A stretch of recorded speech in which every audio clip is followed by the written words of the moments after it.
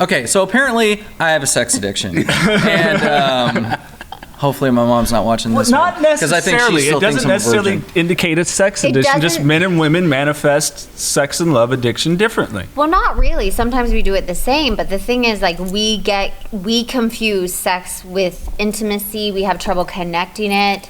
You know, especially if you come from the past and you've watched too much porn, then you're even more disconnected from your sexuality and intimacy with someone. So it doesn't mean you're a sex addict. It means you have trouble connecting your intimacy with your sexuality. So my question is, how do I know the difference between a sex addiction and me just enjoying sex? You know what I mean? Yeah, oh, I get it. Yeah. Well, it's a couple of things. That's the complication of it's such a complicated disease because you can be addicted to one specific person and use your sexuality for manipulation and control or trying to connect with them but not actually connecting with them, playing a role. Right. And yes, I enjoy sex. Everybody enjoys sex. You're supposed to enjoy sex. It's when you have negative things attached to it. For me, it's like power, control, manipulation, not living in reality, wanting to live in fantasy, putting like my needs on someone else to fulfill me. So it's all that. And then if you can't put it down, like if you have to masturbate when you have a feeling, if you have to look at porn because you have a feeling, if you have to go be intimate with your partner or go, swipe left and right for attention, get on Instagram, look for likes, validation, and you can't stop. See, I don't have that. I don't feel like, I need to masturbate right now. Like, I need to go. It's not like that. Okay. So, and same with porn. Like, I mean, I don't know. I've never really, I've watched porn, obviously, everybody has, but it's not like I cannot wait to get home to watch There's porn not a compulsion. and punch the clown.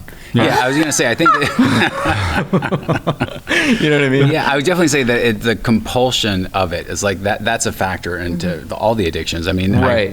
dealing with money, some people say that, it's like a shopping thing. If like, I can't have credit cards. Other people have problems with money, but credit cards aren't a problem for them. Like they can pay them off every month. They don't have any things, but they don't buy anything for themselves. Sure. They look at themselves like they're not worthy. And it's the compulsion, I think, which for each, It's so, that's whatever the it is. complication, like with drugs and alcohol, you just don't do it. Right. Yeah. But sex, love, money, all that stuff, you have to still have a part eating, of eating Yeah. part of your life. But it's like, where do I go not to feel my feelings? Right. Do I turn to my partner to fix me, to be my soulmate, to give me my worth? I That's hope a so. problem. Oh. Or validation. Or Yeah, validation. exactly. Right. Or to put me in a better mood. And then it's like, then is he too codependent on my mood?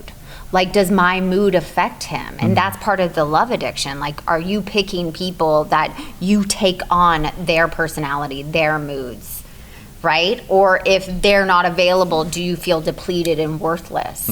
Yeah. So it's just so complicated, and I think that's why a lot of our society doesn't want to look at it. Right. It's not like, hey, you go have one night stands, you cheat on your partner, you are constantly looking for the next person. I've never had a one night stand at all. I haven't had many sexual partners, and that still makes me a sex addict. Right.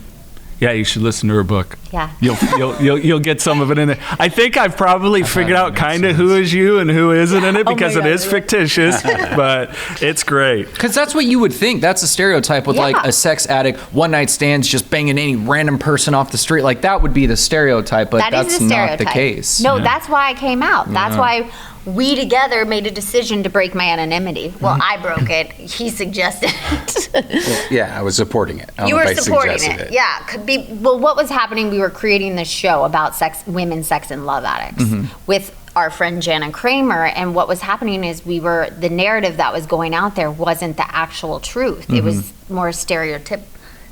Is Yeah, that the and word? it's more men are, Yeah. the sex addicts, and Right. the women aren't involved. There's not that many women. Oh, they're sluts and they're this, and it's Right. like, Instead of the school teacher down the street. yeah, Or the CEO woman, or the Right. janitor. Like, women are sex and love addicts. And so we wanted to change that narrative because every time somebody thinks about it, they think about a guy cheating, getting caught with his wife,